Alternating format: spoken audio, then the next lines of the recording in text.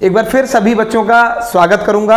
कैसे हैं सभी बच्चे? जोश और जुनून लगातार बरकरार बनाए रखेंगे और सभी बच्चों के हालचाल बढ़िया होंगे। जैसा कि मैं आपको कहीं ना कहीं अभी लगातार अपनी साइंस की क्लासेस आपके लिए अपलोड करता रहा हूं। इसी श्रृंखला में आज एक नए चैप्टर के आगाज को लेकर, एक नए चैप्टर की शुरुआत लेकर मैं आप सभी के सामने आ चुका हूं। आज जो हम चैप्टर स्टार्ट करने के लिए आपको बेसिक कॉन्सेप्ट समझाने, आज जिस वीडियो में मैं आपको समझाऊंगा कि इंट्रो थोड़ा सा acid base and salt chapter को लेकर, ये भी एक इम्पॉर्टेंट चैप्टर के तौर पे आता है और कहीं ना कहीं आपके हाफ ईयरली एग्जाम्स या बोर्ड एग्जाम्स जो होंगे वहाँ अपना एक अच्छा वेटेज रखता है। एसिड, बेस और सॉल्ट, इन तीन चीज़ों के बारे में आप सभी बच्चे कॉमनली कहीं ना कहीं अपनी कक्षाएं जो आपकी प्रीवियस क्लासेस रही हैं उनमें पढ़ते हुए आए हैं। अपनी क्लास 7th रही हो, क्लास 8th रही हो, क्लास 9th रही हो, आप कहीं ना कहीं किसी ना किसी फॉर्म में specially acid, base and salt के बारे में सुनते रहे हैं। आज क्लास 10th में आप सभी बच्चे आ चुके हैं। मेरे प्यारे प्यारे बच्चे जो सभी इस समय वीडियो देख रहे हैं, कहीं ना कहीं जो चैप्टर है उसमें जो बच्चों को दिक्कत देती हैं चीज़ें केमिस्ट्री के अंदर, विशेष तौर पे रिएक्शंस देती हैं। बेटा रिएक्शंस कैसे की जाएं, उनमें बैलेंसिंग का क्या प्रोसेस रहेगा, या अगर हमें उनको रिएक्ट कराना है तो हम सही से कंपाउंड बना पा रहे हैं कि नहीं, क्या उनकी स्टेट सही से दे पा रहे हैं नहीं, स्थिति क्या है, क्या पहचान पा रहे हैं कि नहीं पहचान पा रहे हैं कि हम किसके साथ कौन सा कंपाउंड मिलाएंगे तो क्या प्रोडक्ट के तौर पे आएगा। ये सभी बातें बच्चों को काफ़ी चिंतित और कहीं ना कहीं परेशान करती हैं। लगातार काफ़ी प्रैक्टिस के बावजूद भी बच्चा इस चीज़ में महारत हासिल करने में काफ़ी प्रॉब्लम क्रिएट होती है उसको। तो इस चीज़ को कहीं ना कहीं मैंने समझा है, जाना है और उस चीज़ को लेकर के ही मैं काम इस पर कर रहा हूँ। कहीं बच्चों को काफ़ी ऐसी दिक्कतें भी आती हैं जहाँ पर लगातार प्रैक्टिस के बावजूद भी रिजल्ट में कहीं ना कहीं केमिस्ट्री में मार्क्स कट जाते हैं। तो चैप्टर बेटा कहीं ना कहीं आप प्रैक्टिस ज़्यादा करें। मेरी तरफ से जो सलाह रहेगी आपके लिए, more and more practice, consistency, ये लगातार ये सफलता की कुंजी है। आप जितना ज़्यादा प्रैक्टिस करेंगे उतना आपका माइंड उस चीज़ को लेकर क्लियर होगा बेटा। ठीक है, अब बोर्ड पे ले चलता हूँ आप सभी बच्चों को। आज जानते हैं acid, base and salt chapter में क्या कुछ पढ़ना है हमें। ठीक है, देखिए एसिड, बेस एंड सॉल्ट, इसको हम लोग कहते हैं अम्ल, क्षार और कहीं ना कहीं लवण। ठीक है, यानी acid, base and salt. English में we can say that acid, base and salt, Hindi में उसी का अम्ल, क्षार और लवण कहते हैं बेटा। ठीक है, अब इस चैप्टर में आपको क्या क्या पढ़ना होगा, हम लोग अपनी आने वाली वीडियोस में क्या क्या कवर करेंगे बेटा, इस चीज को लेकर के थोड़ी सी बात कर लेते हैं, डिस्कशन कर लेते हैं। सबसे पहली चीज हम जानेंगे कि एसिड, बेस और सॉल्ट क्या होते हैं। ठीक है, हमें ये पता करना होगा, हम ये समझेंगे एसिड, बेस एंड सॉल्ट क्या होते हैं। तो मैं थोड़ा सा इंट्रो दे देता हूं, थोड़ा सा बता देता हूं आपको, बाकी हम डीप में जब कवर करेंगे, जब बात करेंगे। देखिए एसिड्स ऐसे सब्सटेंस हैं जो जनरली क्या होते हैं, कहीं ना कहीं जनरली वो अपने टेस्ट के तौर पे देखा जाए तो खटास या बिटर, जैसे हम लोग को, सॉरी बिटर तो कड़वे को बोला गया, सौर कहीं ना कहीं आप देखेंगे उसको खट्टा। और बिटर का केस किस में जाएगा बेटा, वो जाएगा आपका बेसिस के केस में।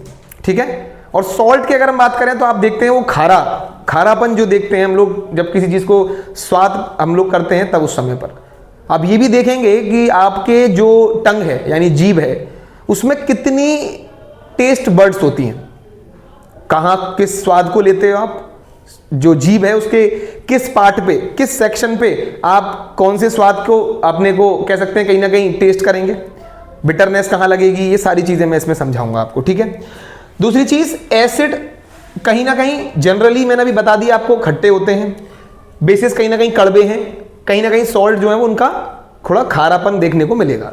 ये इनके केमिकल्स के बारे में जानेंगे, कौन से एसिड है, कैसे पहचान होती है, कैसे नहीं। दूसरे नंबर पे हम कंप्लीट करेंगे बेटा अपने इंडिकेटर्स के बारे में। ठीक है, क्या है इंडिकेटर्स? इंडिकेटर की बात करें तो देखिए आप सभी जानते हैं कि इंडिकेट करना, किसी चीज के बारे में दर्शाना, प्रदर्शित करवाना कि ये चीज वो है। ठीक है, जैसे हम लोग कभी देखते हैं कि आपकी बाइक्स या आपके व्हीकल्स में भी इंडिकेटर्स लगे होते हैं जो ये बताते हैं कि आपको कहाँ मुड़ना है, कहाँ जाना है। सामने से आप जब उनको ऑन करते हैं तो पीछे वाले इंसान को पता चलता है कि आपको कहाँ जाना है। तो इंडिकेट करना मतलब कि संकेत करते हुए बताना कि ये चीज क्या है। ऐसे ही इंडिकेटर्स हम समझेंगे कि जो हमें बताएंगे, different kind of indicators are available. कितने प्रकार के इंडिकेटर्स हैं आप इस टॉपिक में जानेंगे। कितने तरीके के इंडिकेटर्स में, उनमें कौन कौन से इंडिकेटर हैं, आर्टिफिशियल इंडिकेटर क्या होते हैं, नेचुरल इंडिकेटर क्या होते हैं, ठीक है, ऑल्फैक्टरी इंडिकेटर्स क्या होते हैं, ये सब इसी के अंदर सब कैटेगराइज करे जाएंगे बेटा, ठीक है। प्रॉपरली कहीं ना कहीं आपका जो चैप्टर है वो 7 से 8 वीडियोस में कवर होगा। मैं ज़्यादा टॉपिक्स को बर्डन के तौर पे आपको नहीं दूंगा, कुछ कुछ टॉपिक्स का एक पार्ट बनाकर आपको दिया जाएगा, आप आराम से इजीली अंडरस्टैंड कर सकते हैं। कोई डाउट होता है तो आप मुझे कमेंट करेंगे। आगे देखते हैं नेक्स्ट पॉइंट पे बेटा, आगे बढ़ते हैं। तो हमें दिया हुआ है understanding the chemical property of acid and base. जानेंगे कि जब एसिड या बेस का किसी से केमिकल रिएक्शन होगा तो क्या होगा। जैसे एसिड के बारे में जाने तो 2 टाइप्स के एसिड हैं, हमने पढ़ा है कि एक स्ट्रॉन्ग है, दूसरा वीक एसिड्स। ऐसे ही सेम स्ट्रॉन्ग बेस और स्ट्रॉन्ग, कहीं ना कहीं आपके पास बेस के साथ स्ट्रॉन्ग के बाद वीक भी बेस देखने को मिलेंगे। जैसे एग्जांपल मैं आपको बता दूं NaOH, जिसे हम लोग कास्टिक सोडा कहते हैं, और सोडियम हाइड्रोक्साइड सबसे ज़्यादा pH रखने वाला बेस है, तो ये एक स्ट्रॉन्ग बेस होगा, कोरोसिव होगा इन नेचर। सेम ऐसे बेटा अगर एसिड की बात करूं तो H2SO4 है, HCl है, they are strong in their properties, ये भी कोरोसिव इन नेचर होते हैं। इनका pH लगभग मान 0 या 1 के समथिंग आएगा, तो इसका मतलब ये भी पढ़ेंगे हम pH पेपर क्या होता है, ठीक है। ये सारी चीजें हम लोग इसमें कवर करने वाले हैं।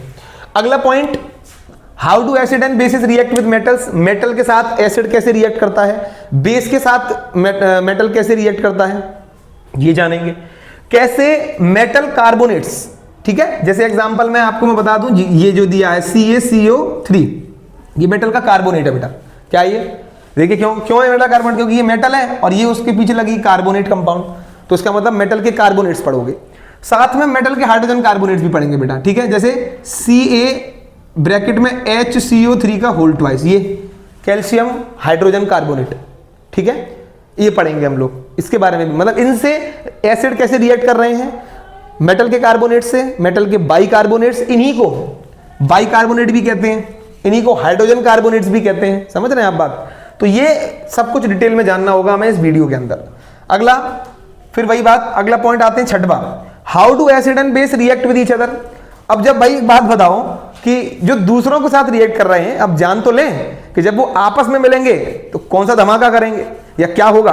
तो समझिएगा कि जब एसिड में बेस मिलता है, तो ये भी आप याद रखेंगे, आगे पढ़ाऊंगा कि बेटा जब एसिड प्लस बेस आएगा तो आपके सामने तैयार होकर के आएगा सॉल्ट प्लस वाटर, ठीक।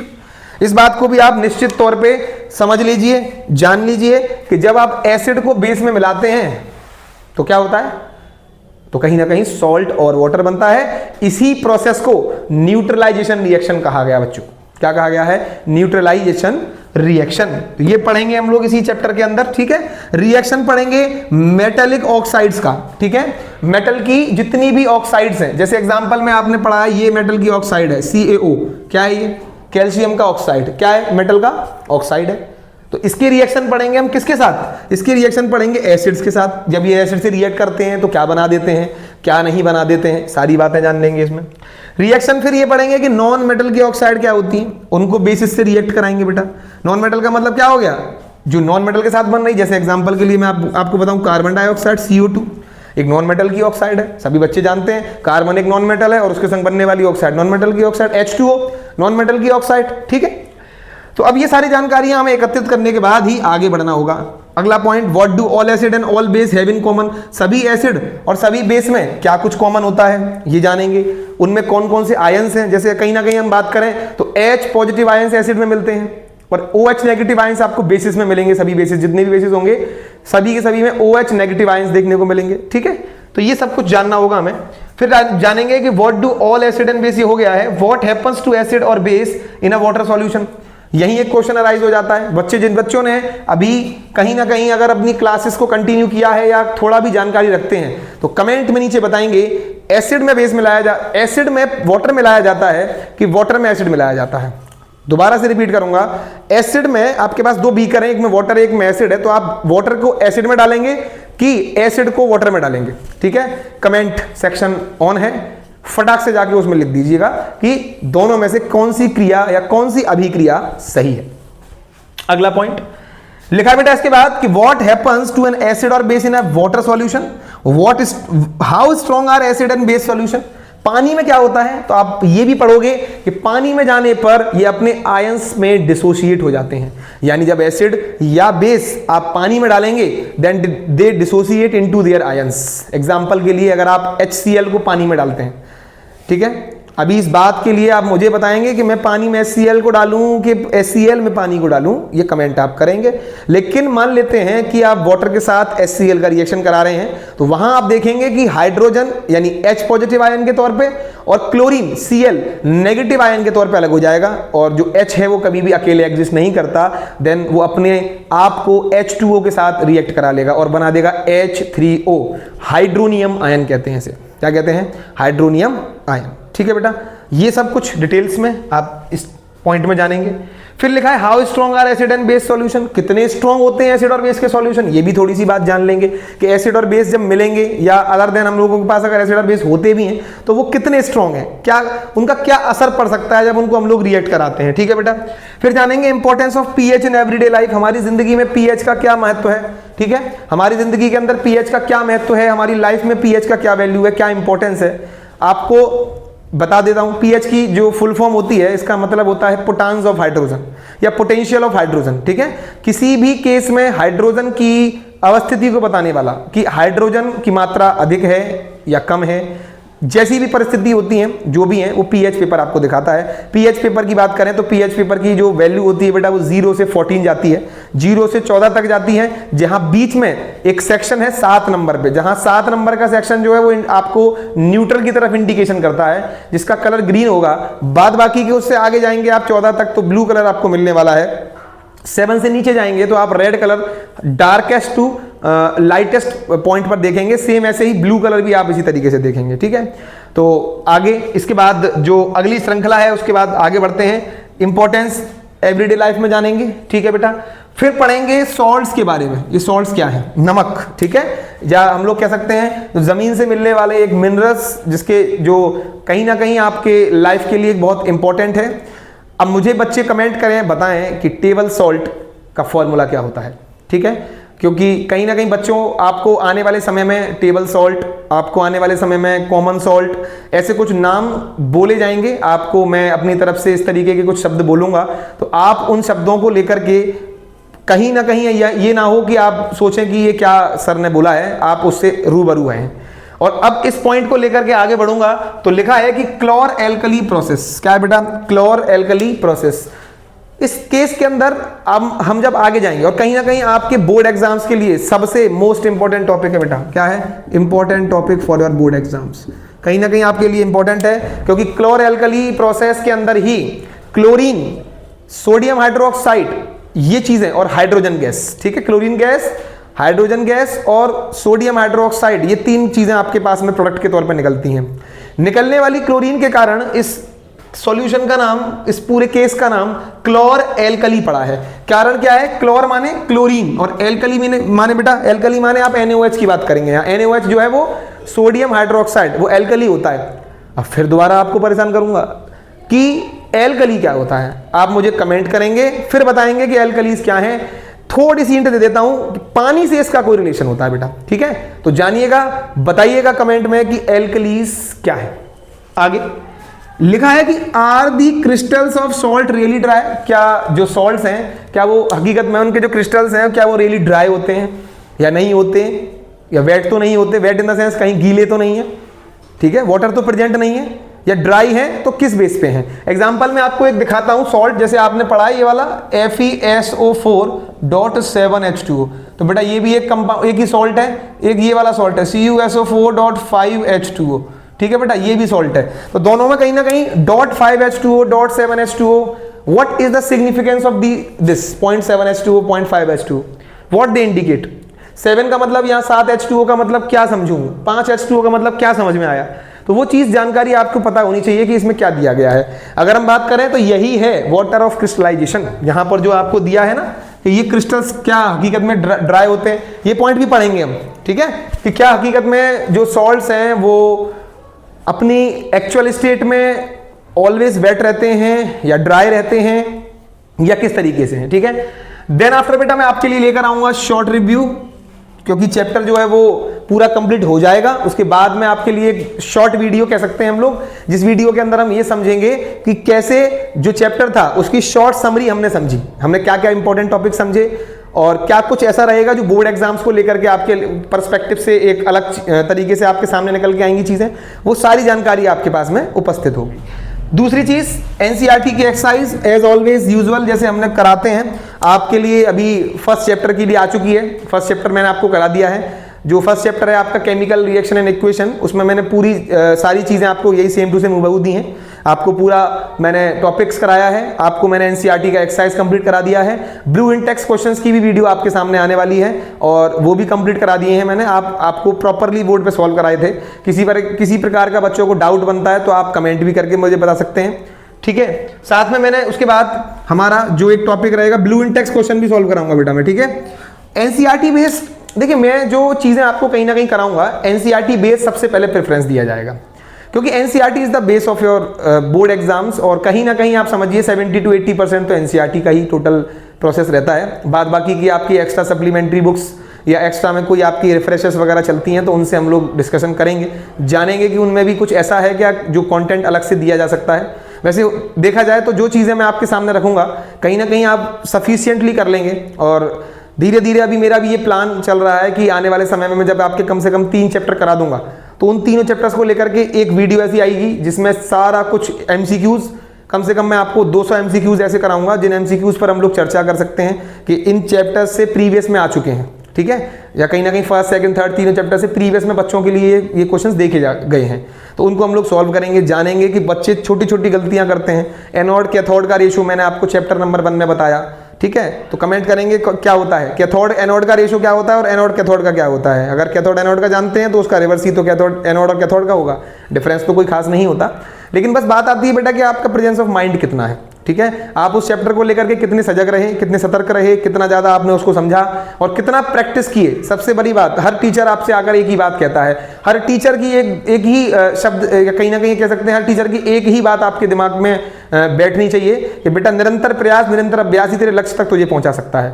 तो वो बात आप सभी बच्चे अपने दिमाग में रखें, क्योंकि कहीं ना कहीं आप लगातार जब तक अपने जो भी आपका लक्ष्य है, मैं यही कहता हूं कि आपके बोर्ड एग्जाम्स आपका लक्ष्य है, आने वाले समय में जो भी काम आप करना चाहते हैं, जिस तरीके से जो भी कुछ आपके पास में आपके माइंड में चल रहा है, उस चीज के लिए भी आपको मेहनत करनी पड़ेगी। अपना दिन और अपनी रातें कहीं ना कहीं एक करनी पड़ेंगी। जब तक अपना ये समझिए कि आपको ये नहीं पता चलना चाहिए कि समय कब गुजर रहा है, कब जा रहा है। आपको ये लगना चाहिए कि मैं अपने लक्ष्य के लिए जो मेहनत कर रहा हूं वो उसके लिए टाइम मेरे पास कम बच रहा है। तब हम कह सकते हैं कि आप अपने लक्ष्य की तरफ बहुत अच्छे से पहुंचने वाले हो, कोई रोकने वाला नहीं है, ठीक है। तो ये चीजें कहीं आपके लिए बहुत इंपॉर्टेंट भी रहेंगी, कहीं आपको मोटिवेशन भी देंगी। लेकिन मैंने फिर वही बात आपसे हर बार हर वीडियोस में यही वाली बात कहता हूं कि मोटिवेशन सिर्फ आपके लिए कहीं ना कहीं एक टेम्परेरी प्रोसेस होता है। आने वाले समय में आपके लिए कंसिस्टेंसी और आपका जो हालात स्थिति है, जिस परिस्थिति में आज आप हैं उस परिस्थिति को देखिए लगातार। दिन प्रतिदिन आप जिस परिस्थिति के आज अंदर बैठे हैं, जिस समस्याओं को आप समझ रहे हैं, झेल रहे हैं, अगर आप उनसे निवृत्त होना चाहते हैं तो अपने लिए अपनी शिक्षा को अपना हथियार बनाइए, क्योंकि इसके बिना ये वही हथियार है, ये उस प्रकार से ये उस शेरनी का दूध है जिसे पीने के बाद हर एक जो व्यक्ति है वो दहाड़ने की शक्ति रखता है। तो करते रहिए इस प्रयास को। साथ में ब्लू इंटेक्स क्वेश्चन भी मेरी तरफ से बेटा आपको मिलेंगे ही मिलेंगे, याद रखिएगा। चैप्टर हमारा एसिड बेस एंड सॉल्ट जो कि लगातार रहेगा। कुछ बच्चों के लिए एक बात और कह देता हूं कि अगर कहीं भी किसी तरीके से आपको लगता है कि कोई आपको मतलब कहीं ना कहीं रिएक्शंस कराना जरूरी है या कुछ भी है, तो उस चीज की भी चिंता ना करें। मैं अपने भरकस प्रयास पूरी कोशिश के साथ ये करना चाहूंगा कि कुछ रिएक्शंस मैं आपके सामने ला सकूं, ठीक है बेटा। लाइव के तौर पे आपके सामने वीडियो आए, उस पर मैं पीएच पेपर का, उस पर मैं आपको लिटमस का, ये सारे कुछ आपके सामने कुछ टेस्ट दिखा दूंगा, ठीक है, जिससे कि आप भी थोड़ा रूबरू हो जाएं, समझें कि हाँ एक्चुअली में ये क्या होते हैं, ठीक है। चलिए अगली वीडियो जस्ट आपको इसके बाद ही मिलने वाली है, जहां हम कवर करने वाले हैं अपने जो टॉपिक्स हैं 1 2 3, ये सारे टॉपिक्स हम कवर करेंगे बेटा। यहाँ तक 18 टॉपिक्स हैं। कुछ हो सकता है टॉपिक्स नए इंक्लूड भी हो जाएं, ठीक है, बिकॉज मैं कंटेंट को शेयर कर रहा हूं, तो उस तरीके से कंटेंट कहीं ना कहीं आपके पास एक्स्ट्रा भी पहुंच सकता है। चलिए बाकी के लिए वीडियो शेयर, लाइक, सब्सक्राइब करते रहिए। धन्यवाद।